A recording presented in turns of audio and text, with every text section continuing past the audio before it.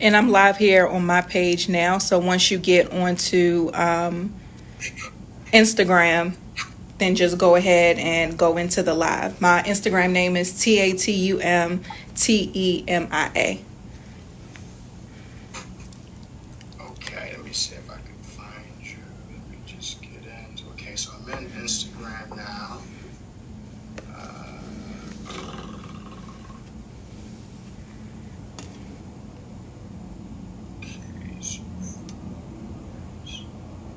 Okay, I see you, Tatum. Okay. All right, so I click on your page now? Yep, and then click on my live.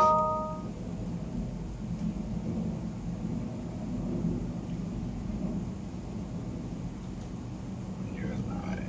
On your page now? Yep, and then click on my live. Okay, there you go. Okay, I clicked on it. Now, am I live as well? Not yet, not yet. Okay.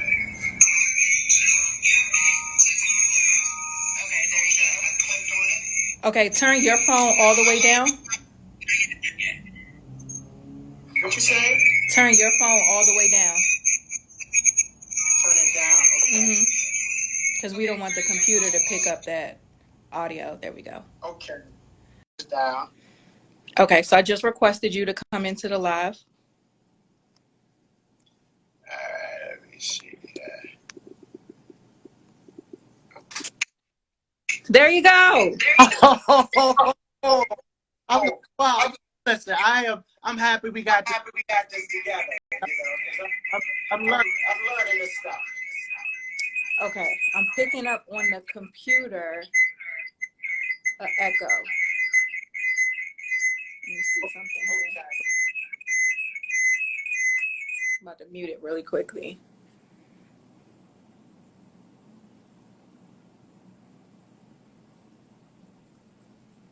Yes. Technology. I'm gonna get this. I'm gonna get this right soon. I'm gonna get this right.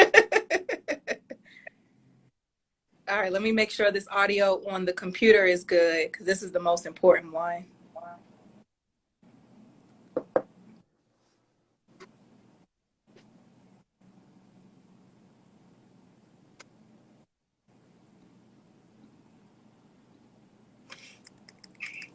Okay, say something. Hello.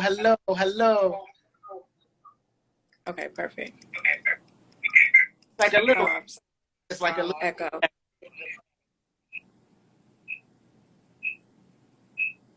One second.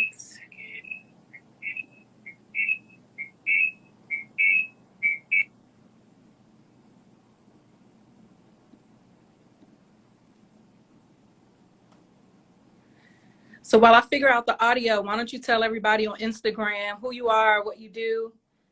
Yes. So they can follow you. Tell them about your book.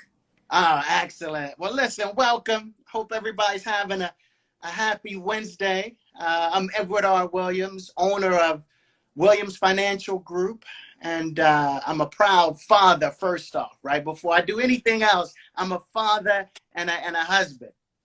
But I wrote this book called Wealth Building for Beginners. It's an instruction manual for how to build wealth.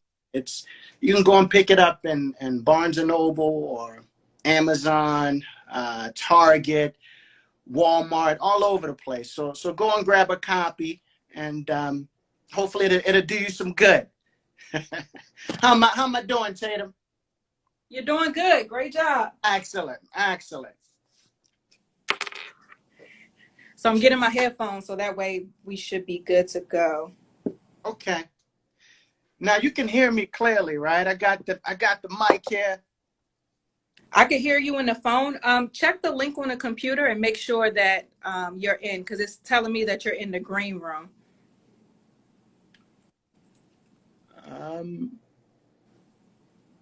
Let me see here.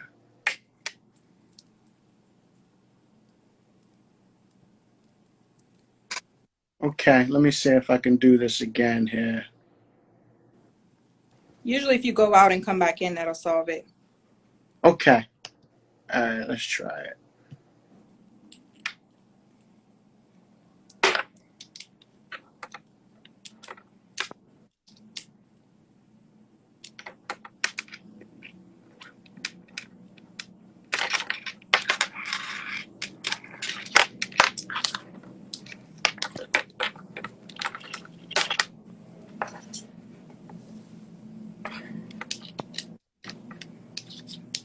Now, Tatum, let me see that. You that link again? Let me see it, Brandon.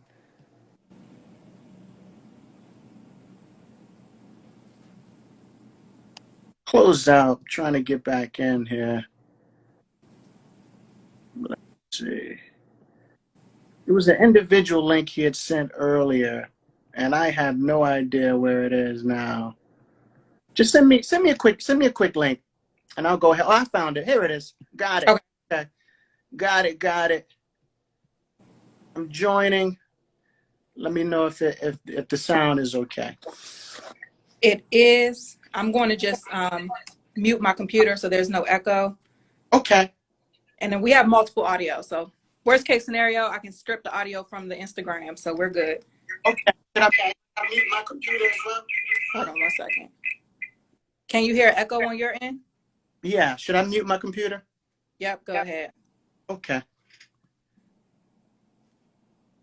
All right. Oh, All right, you ready? that is perfect. That is perfect. Now we're doing it. All right, I'm going to start the recording. Hey guys. Oh, wait 1 second. Okay. Hey guys, welcome to another episode of the Blessed and Bossed Up podcast. I am super excited about today's episode because we have a special guest. We have Mr. Edward R. Williams here, who is a financial expert, and he's going to be educating us on how to build wealth for beginners. So, Mr. Williams, I have to thank you first and foremost because my husband and I, of course, work with you on just wealth building for our family. And I've learned so much about the foundational things, just making sure that we're set up about just our future, about our son. Our son just turned 1, and it just made me feel so good as I'm planning this party and all these elaborate things to know that, yeah, he's going to have all the stuff, but his financial future is secure as well. And he's going to grow up and have something that we're leaving him. So he's not starting from ground zero. We're giving him a head start with his life. So I really just appreciate everything you've done for my family. And that's why I wanted you to come on the show, because building wealth is something that's popular on social media. Is something that we hear a lot. Everybody is a wealth expert online. I mean, we got quotes and Twitter pages for days, but I really just wanted to talk about the foundational things so that you can educate me and my listeners about how we can practically build wealth. So before I get into my first question, just tell everybody who you are and what you do. Yeah. I'd stated it earlier. I'll say it again. Edward R. Williams, father first, and I own Williams Financial Group, which is based in Hunt Valley, Maryland. All we do is we teach and educate our clients on income, on how to achieve just never-ending chains of income. So Tatum, listen, thank you for having me here today, because this is our mission. You know, this is my mission. I love helping. And so thank you. Yeah, absolutely. So let's start with you a little bit before we get into the wealth. How did you even get into financial planning, financial education? What's your story? Yeah, so I grew up in inner city Baltimore, and dad was a taxi cab driver, and mom was a court secretary. So we didn't really have such great means, and my dad's idea of saving was probably just putting money in his socks and pockets. And so for me, that's what I grew up seeing, and that was our investing. All right, if you got money in your socks and pockets, and you got monies in your refrigerator, then you're doing well. But later on, they managed to scrape up enough money for me to go to school and apply for aid and that kind of thing. And I studied finances and went to undergraduate at Howard University and business school, University of Maryland. Got my first job out of college working on Wall Street. I worked for Merrill Lynch. Did investment banking in the mergers and acquisitions group. So I was a kid coming out of college, and just I was blessed to make the income that I did. But later on, I lost all of it. Lost every single dime, and then I had to literally put together strategies for keeping it and learning how to invest. And so that's pretty much what led me into opening my own company. That's awesome. So do you mind sharing what happened? Yeah, no, absolutely. So um, I worked in New York, and then I got transferred to work internationally, and I had all of the material possessions, right? I had all the symbols of wealth, but I didn't really have any of the creations of wealth, because every dime I made, I was spending. Now, I was a kid, all right? I was a kid making well over $100,000, and I had the dinners, the lavish dinners, and the beautiful cars, and the rooftop apartments, and I was a renter. I wasn't an owner.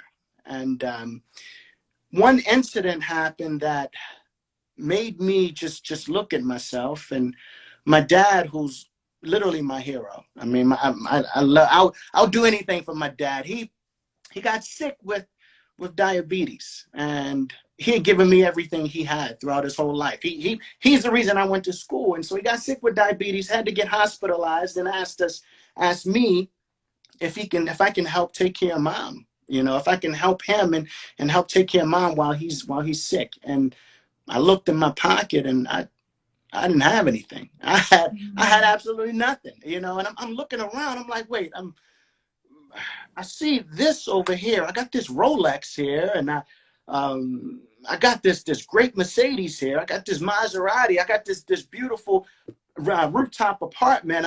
I go out to dinners, and I'm living internationally. How come I can't help dad right now? What am I doing with my money? What am Mm-hmm. I doing? And that was, yeah, that literally, that fueled everything.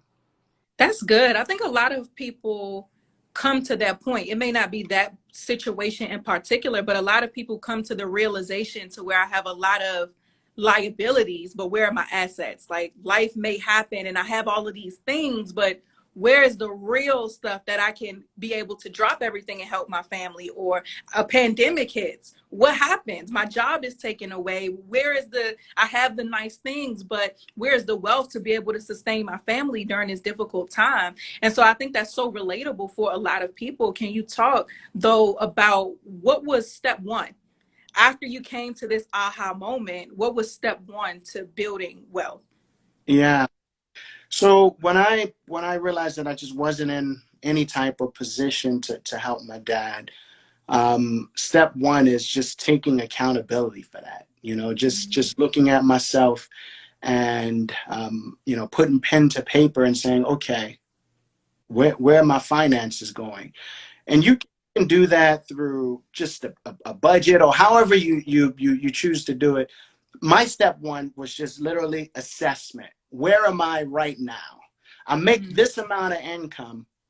I have these expenses. Where am I Mm-hmm. right now? Let me see if I can budget this out. So that's first step one. You gotta really have an honest assessment of where you are, right? Mm-hmm. So, we like to think that we look good, but where are we on paper? And so That's that's, good. That's good. So for the person, and we're going to get to audience questions later, but there was one that someone submitted I think makes sense here.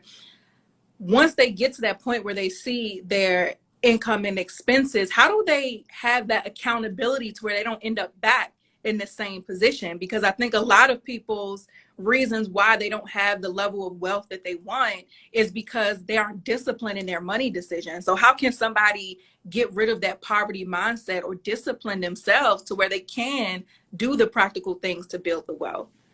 yeah, what you're talking about is growth, and growth is a process. You're gonna have, Mm-hmm. but you've gotta always have a growth mindset. Um, what I did, I'll tell you a little bit about what I did after I realized where I was.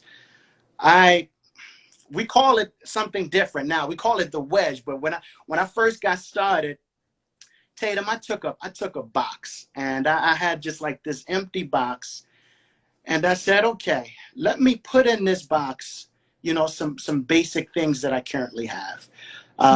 And it was a combination of insurances, investments, and estate planning. And I said, all right, do I have disability insurance? Because if I get hurt, I'm sick or hurt, then I can't provide, right? I can't provide for my household.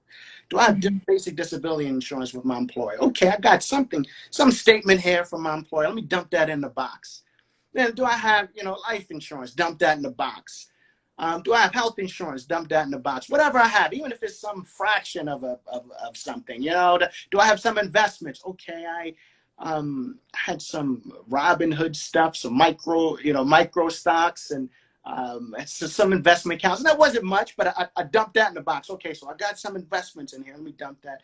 Estate planning, do I have that? Like wills, durable power of attorneys, and I didn't have any of that, right? I didn't have any of that, so I put these things in a box, and it showed me where I was. And I built this solution that requires a certain amount of insurance, a certain amount of investments, a certain amount of estate planning. And took what I had, and if I was deficient in an area, then I would go out and just get what I didn't have, and then just strengthen it every single quarter. I'm looking at my statements every quarter. I mean, it fueled me. It fueled me to build. But the only reason that I had that epiphany is because other people counted on me. Sometimes we can be just complacent in our own sloth.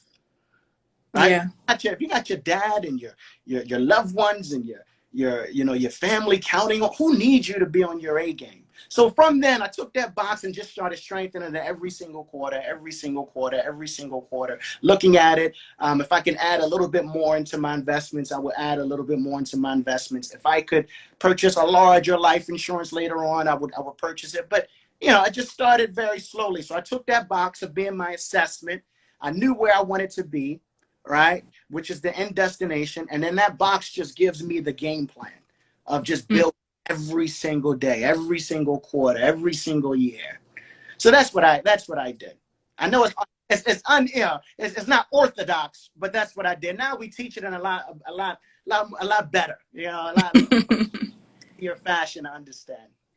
Yeah, and what I heard from that is somebody who's nowhere near in the financial industry and very much so a spender. What I heard though is the first step is to understand how much money you actually have. So looking at how much you make, your expenses, and then planning for worst case scenario or planning for life to happen. You know what I mean? So if I die, is my family taken care of? If I'm disabled, as you said, is